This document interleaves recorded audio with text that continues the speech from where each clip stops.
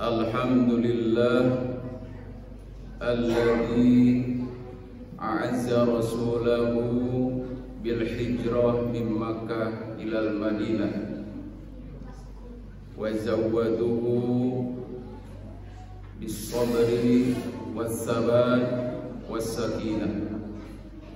Ashhadu an la ilaha illallah wahdahu la syarika lah wa ashhadu anna Muhammadan abduhu wa rasuluhu wa la rasula wa la nabiyya ba'da. Ashhadu an la ilaha illallah wahdahu la syarika lah wa ashhadu anna Muhammadan abduhu wa rasuluhu. Allahumma salli wa sallim ala habibina wa syafi'ina wa nabiyyana wa maulana Muhammadin wa ala alihi wa ashabihi ajma'in, amma ba'du. Ibadallah, usikum wa nafsi bi taqwallah wa ta'atihi la'allakum turhamun. Qala Allah ta'ala, a'udzu billahi as-sami'il 'alim minasy syaithanir rajim. Ya ayyuhalladzina amanu taqullaha haqqa tuqatih wa la tamutunna illa wa antum muslimun. Hadirin sidang Jumat yang berbahagia, mari kita selalu berupaya dengan meningkatkan iman dan amal saleh dengan cara melaksanakan seluruh perintah Allah, walaupun itu dirasanya pahit dan getir, karena itu adalah merupakan perintah Allah. Mastata'na, maka mari kita maksimalkan sesuai dengan kemampuan keimanan kita yang Allah anugerahkan.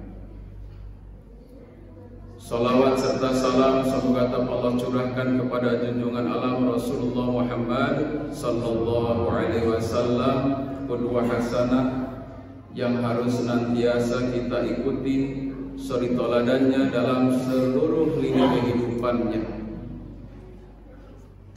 Maka dengan demikian insyaallah ketakwaan dan keimanan akan Allah pelihara hingga akhir hayat kita semuanya. Amin ya rabbal alamin. Jamaah Jumat yang berbahagia, pada bulan Muharram ini suasana di tahun baru 1446 Hijriah, pertengahan ataupun nisful Muharram, pada kesempatan ini tanggal 13, insyaallah kita akan selalu terus mendengungkan bahwa peristiwa penting di bulan Muharram itu adalah kejadian pindahnya baginda Rasulullah sallallahu alaihi wasallam, yaitu dari Mekah Al-Mukarramah menuju kepada Madinah Al-Munawwarah. Peristiwa ini tentunya adalah amat sangat penting untuk kita ketahui, karena begitu beratnya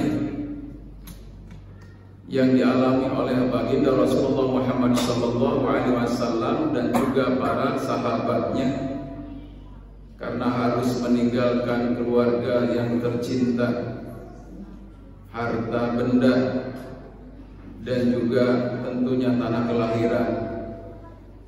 Begitu berat, belum ditambah lagi dengan bayang-bayangan intimidasi, siksaan dan lain sebagainya yang tidak segan-segan mereka lakukan kepada yaitu umat Nabi Muhammad SAW atau pengikutnya yang sudah masuk ke dalam agama Islam.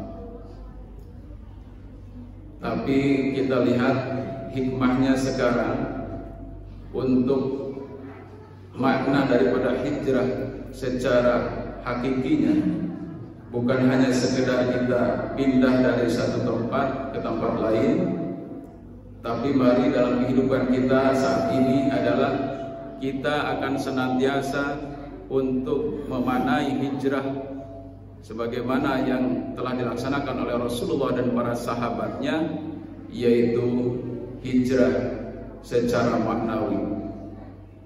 Baginda Rasulullah Shallallahu Alaihi Wasallam bersabda, al-muhajiru man hajaru ma nahallahu anhu.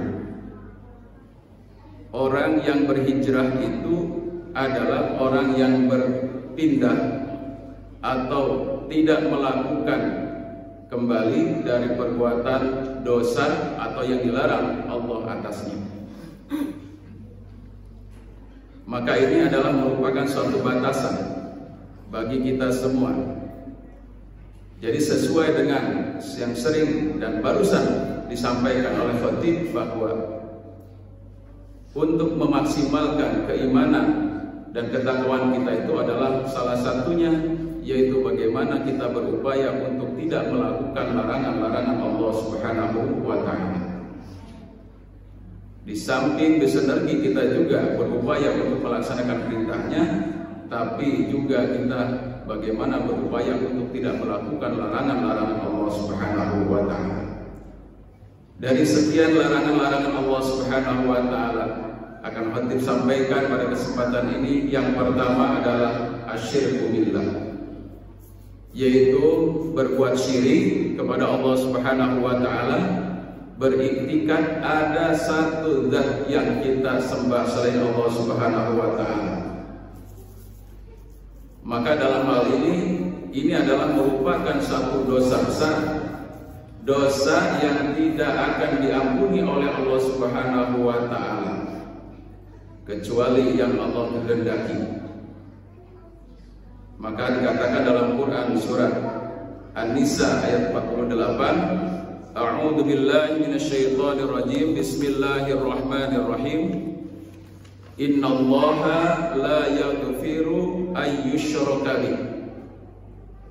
Sesungguhnya Allah Subhanahu wa Ta'ala tidak akan memberikan ampunan kepada yang berbuat musyrik kepada Allah Subhanahu wa Ta'ala. Sebaliknya, wa yaghfiru ma duna dzalika liman yasha. Sebaliknya, satu dosa besar selain syirik itu akan diampuni oleh Allah Subhanahu wa Ta'ala sesuai dengan kehendak Allah Subhanahu wa Ta'ala. Wa may yusyrik billah faqad iftara itsman 'adziman. Dan barang siapa yang tetap dalam kehidupannya, mulai dari awalnya, tengahnya, bahkan sampai akhir kehidupannya, tetap dalam kekafiran kepada Allah Subhanahu wa Ta'ala, kemusyrikan kepada Allah Subhanahu wa Ta'ala, maka dia akan mendapatkan yaitu dosa yang sangat besar. Dan ini adalah merupakan hal yang harus kita wanti-wantikan. Wala tamutunna illa wa antum muslimun. Janganlah kamu mengakhiri kehidupan ini kecuali dalam membawa akidah yang lurus, membawa iman dan amal soleh yang diridhoi Allah Subhanahu wa Ta'ala. Jamaah Jumat yang berbahagia. Kemudian yang kedua adalah yang harus senantiasa kita untuk berupaya menjauhi larangan Allah Subhanahu wa Ta'ala adalah mari kita senantiasa untuk menghindari dari